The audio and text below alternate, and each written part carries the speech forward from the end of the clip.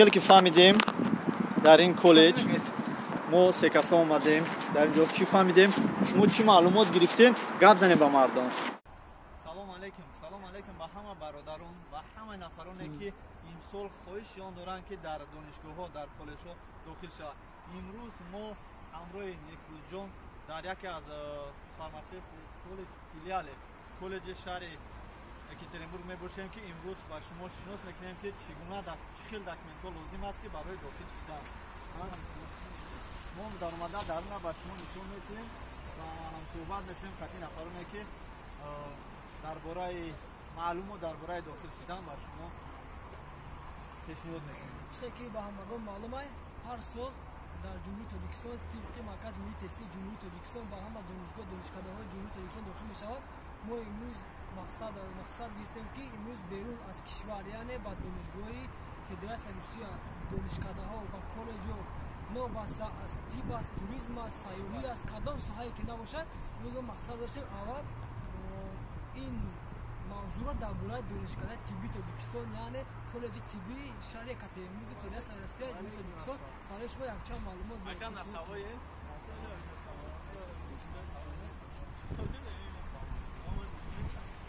کنیم با همه شما که در اینجا تاجیک‌ها به نهایت بسیار داخل شده و تازه را تحصیل دارند. یکی از اونها من برادر که امروز هم صحبت میشیم پیشتر تو سلام داری؟ نورمال شهریار. چند سال شهریار در این کالج میخونیم؟ سیوم سال هم رفتم. چه وضعیت خواندنش چی داکیومنت ها در کار برای داخل شدن؟ داکیومنت ها سامیگلانی فرماش تو چشم همین دکتر میگذاری لو چهره تاجیکستان بیارن همین در کارای بعد برادر تاجی یاگا فهم میکنم خیمیا را ده هم سامیگلانی خیمیا همین خیمیا را بدونی اصلا نشون کم سالی خوبه یعنی خیمیا را بسیارتر دانستن در کار و فرمای 86 حرکت کنه که از تاجیکستان بیاریم. بعد چی رو بعد اتستات پیرود میکنی چیشا اتستات پیرود میکنی همین پاسپورت پیرود میکنی تمام اگر کی جواب یا گفتن که اصلا فیننس نمیکنن اینا شما دونین که اصلا فی 11 در این فیلیال کالج طبی فارماسیستی اصلا فی 9 قبول نمیکنن کسی که 9 میخونه در اون تاجیکستان داخل شدن. وای جاست در جبهه فیلیال شد در جبهه اکا وای جا اصلا فی نمیکنن. در دیگر کالج هایی هست که در منطقه شهر екатеринбург که اصلا فی 9 داخل شدن میتونن نه که در این کالج تنها از صنف 11 اتستاد در کار است. بعد در صنف 11 اگر کسی نه допустим гражданство داشته باشه و اگر باهوش خوب باشه براتر بتونه در باشه بودجه میتونه که بکنه ای خیلی همون 43 44 هزار یک سالش یعنی کنترکتشان پول یک سالش 40 تا 43 هزار یک ساله میسپرین برای داخل شدن. اگزامینات چطور میگذارن؟ حساب بوهای اتستات یا اینکه اگزام اینجاست تو وقتی میای داکیومنت رو میکنی به اگزام باهات هم میبینه وقتی باهات سر باشه ایسنتیان رو حساب میکنه اگر باهات کم باشه نبوده در گورنمنت قبول میکنه. آدمایی که اتستات سرخ بود کردن یا که ورزشگرن مدت پدر خودی کشور وای بالا حساب میشه همین که تو شد تی گرانجنانس و داشته باشی که بسون داخل میشه 100 باهات هم 5 کیلو سپاتی باشن گرانجنانس یعنی کنترکت 40-43 هزار می باشد و حتما بوی اتستات شما را نگاه میکنن و میبینن که از 4.5 تا 5 بالا باید بالی شما در اتستات با خود هم چی باشه او جمعی تاجیک‌ها ما نامشون به چه نیکندستان ایو سببی که تا ساعت 5 کار میکنن باید ساعت تاگانس گرم ولی چه بسیار بچه ها چند وقت است در سهر عبید دیگه؟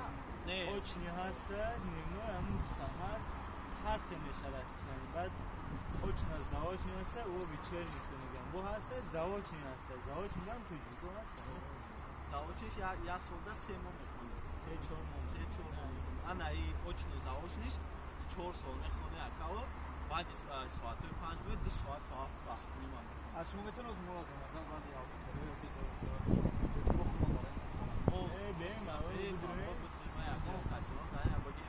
فقط 211 خریده الیمپیاد رفته دیگرش بگوش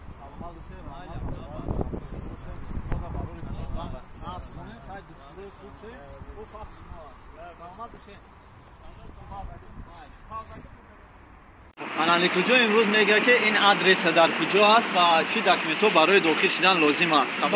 барои дохил шудан дар коллеҷи фармасевтии шаҳри Катоимур барои мо форм 86 барои аз балиста мегирем аз Тоҷикистон 6 дона сурати 3-4 мегирем документ барои образование аттестат дар Курай аттестат перевод кардан ба забони русӣ баъд ещё копия трудовой книжка копияш дар Курай баъд ещё барои мо документ дастоварчи личность яъне коғази шахсӣ варақа шахсӣ чихе ба тоҷикӣ мегӯянд вазъи оилавӣ аз ҳамон аз нафаре ки мисол дар ҷамоат ҷамоат асна мисол ҳоҷа мегиранд документ барои вазъи оилавӣ ки дар оилаш мо чанд нафар аст сол таваллуд барои дохил шудан как обычно ранги донишгоҳе ки дар Тоҷикистон дохил мешавад дар ҳама ҷо ранги ҳамон ки онҳоро ба забони русӣ тарҷума кардан. Адреси ин коллеҷ шаҳри Екатеринбург, улица яъне кӯчаи Бебеле 71 мебошад ки рақамҳои телефонаш дар инҷа нависиндагиаст ва сайти интернетӣ ҳам дорад. Шумо метавонед дар интернет омадан маълумоти пурра аз ин коллеҷи фармасевтӣ маълумоти пурра гирем. Дар инҷо боз нависиндагӣ аст ки ошни заошни ҳам дорад. Аз синфи 11 қабул мекунад. Касе ки аттестат синфи 11 дошта бошад марҳамат ҳамроҳи мо бошад. Маълумоти пурра дар бораи дохил шудан дар ин коллеҷ мо ба сектори учебни части омадем 118 кабинет аз соати вторник аз соати 12 то 5 кор мекунад, пятница аз 9 то 5. Уважаем запись получати справочки ежедневно. Ва фикрам ки дар инҷо ҳеҷ нест.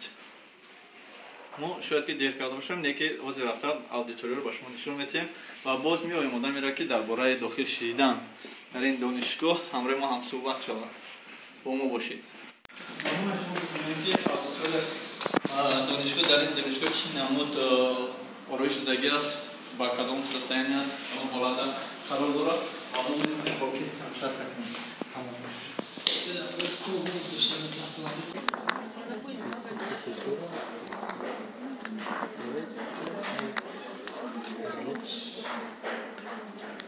як гурӯҳ расмое ҳаста ки нетка мегем расмое ҳаста ки аз соли 2006 таҳсил кардагианд то 2010 ҳама инҳо дар инҷо расмошон ҳаста дар пушти мачқа ки шумо дида истодаен дар инҷо қариб 10% албатта тоҷико мебошад. Дар инҷо бошад намудҳои мукофоте мебошад ки нафароне ки дар ин коллеҷ хондан аз чемпионатҳо ба даст овардагианд. унвонҳои зебо чӣ гуфтӣ ту? ин дастовардҳое аст ки хонандагони коллеҷи фармасевтии шаҳри Катоимур дар тӯли солҳое ки аз саршавии ҳамин коллеҷ то ҳозир ҳамин дастовардҳое мебинед ҳама имрӯз ба даст овардагианд. албатта дар байни инҳо иностран яъне шаҳрвандаи дигар давлатам аст аз ҷумла тоҷикҳо ҳам ҳастанд. чӣ ки шумо дидем мо дар берун дар аввал бо тоҷикҳо ова хӯрдем ки онҳо дар курси дуюм таҳсил доштанд.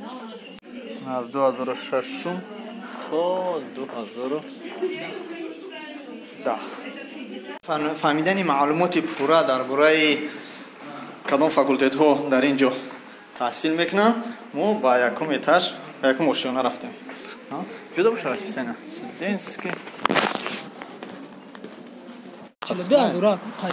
чӣ хеле ки фаҳмидем дар ин коллеҷ мо се каса омадем дар ин ҷо чӣ фаҳмидем шумо чӣ маълумот гирифтем гап занем ба мардум шахсан чӣ маълумот гирифтӣ баъд аз он ки қатъи заведуши ҳамаи коллеҷ гап задем ҳамеқаш ба мо маълум шуд ки кадоми шаҳрвандии федератсияи Русия дорад мутобиқи аттестати ҳамин мактаб ё ҷое ки хондааст агар ки баҳои хуб хонда бошад ба як конкурс метавонад ки бо тариқи буҷавӣ дар коллеҷи мазкур таҳсилҳо идома диҳад ва нафароне ки аз дигар давлатҳо мисол масалан имина барои тоҷикҳои ӯзбекҳо аз дигар мисол аз дигар кишвар ва кишвари Русия меоянд онҳоро тариқи шартнома қабул мекунанд новобаста аз ҳамон баҳое ки онҳо гирифтанд аз ҷумла баҳои фанни химия дар ин ҷо беҳад муҳим будааст.